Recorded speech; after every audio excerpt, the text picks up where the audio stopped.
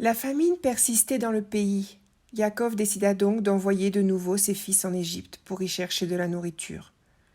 Yehuda lui rappela alors sous quelles conditions on les avait laissés repartir la première fois et les pressions exercées par le vice-roi d'Égypte pour connaître ce frère dont il lui avait parlé. Il ne pouvait pas retourner sans Benyamin. Car cet homme nous a dit « Vous ne verrez pas mon visage si votre frère n'est pas avec vous ». Devant l'inquiétude de son père quant à la sécurité de Benyamin, Yehuda se porta garant de sa vie. Yaakov les laissa donc partir, non sans leur avoir recommandé d'emporter de beaux présents pour le seigneur égyptien et de ne pas oublier de rendre l'argent qui fut remis dans leur sac lors de leur premier voyage, car il s'agissait peut-être d'une erreur.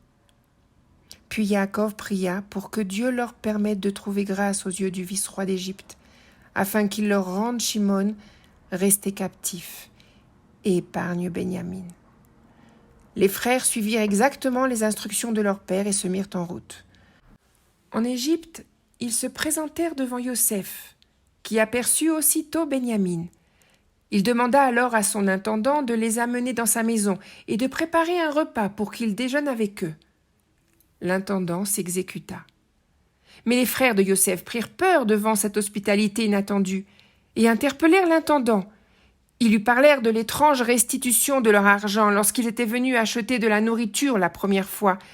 « Nous ne savons pas qui a replacé l'argent dans nos sacs. » Et ils lui assurèrent qu'ils avaient rapporté l'argent avec eux, ainsi qu'une autre somme pour acheter de nouvelles vivres. L'intendant les rassura en leur disant que le paiement avait bien été perçu et que l'argent qu'ils avaient retrouvé dans leur sac était un cadeau de Dieu. Puis, il leur amena Shimon.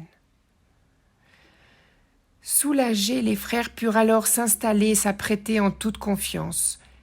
Quand Yosef arriva, ils lui présentèrent tous les cadeaux que Yaakov lui avait envoyés. Yosef s'informa de leur bien-être et s'enquit également du bien-être de leur père. Puis après avoir accueilli et béni Benyamin, il sortit. Ne pouvant contrôler son émotion, il se dépêcha de s'éloigner pour que ses frères ne le voient pas pleurer. Après s'être ressaisi, il réapparut et ordonna le début du repas. Chacun prit la place qui lui correspondait, et ensemble, ils célébrèrent ce jour. Yosef leur remit à chacun des cadeaux, mais il en donna 5 fois plus à Benyamin. Puis Yosef voulut alors tester leur lien fraternel.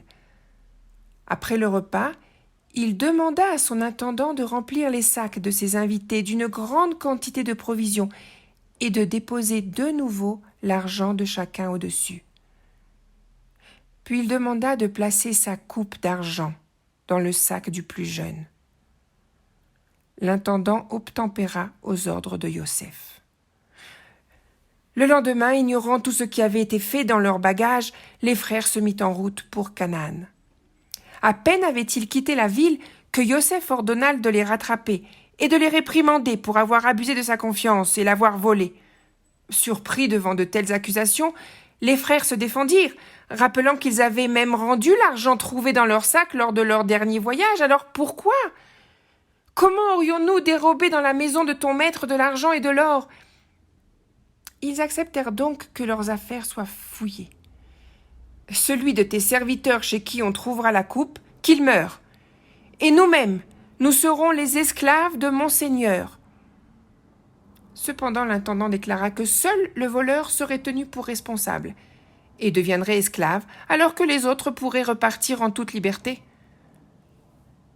Convaincus de leur innocence, les frères déchargèrent leurs bagages et la fouille commença par le plus grand des frères pour se terminer par le plus jeune, Benyamin.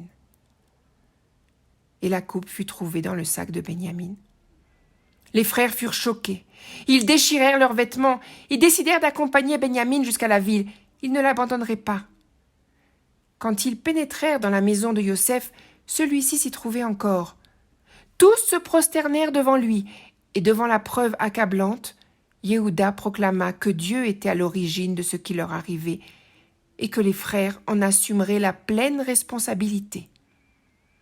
Ils étaient tous prêts à subir les conséquences et devenir les esclaves de Yosef. Mais Yosef refusa. Loin de moi d'agir ainsi. L'homme aux mains duquel la coupe a été trouvée sera mon esclave. Quant à vous, retournez en paix auprès de votre père.